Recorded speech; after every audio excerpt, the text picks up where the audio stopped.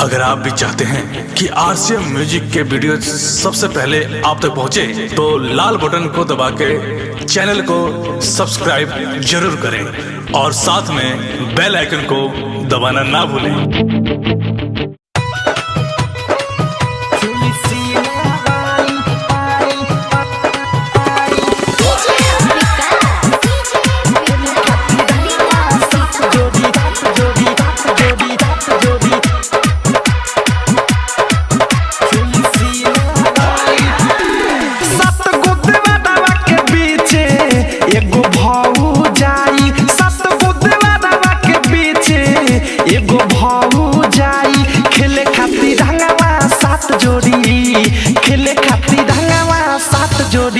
चोली सिलावाई खेले खातिर रंगवा सात जोड़ी चोली सिलावाई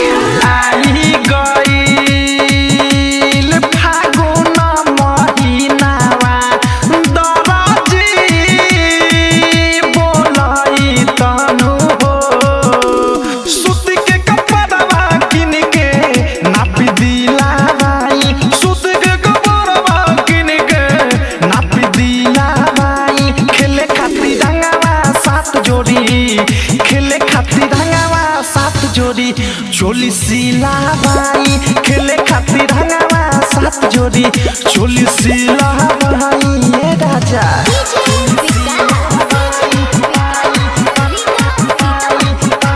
अम्बे रिकॉर्डिंग स्टूडियो दिल्ली।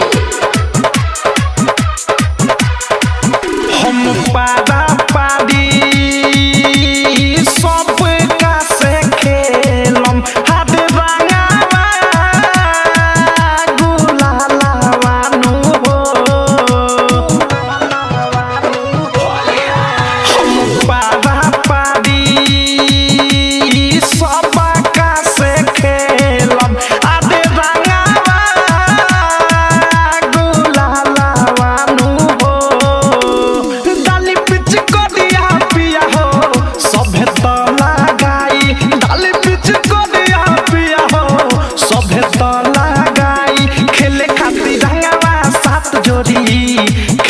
हाथ चोली सिलावाई खेले खातिर रंगवा सात जोड़ी चोली सिलावाई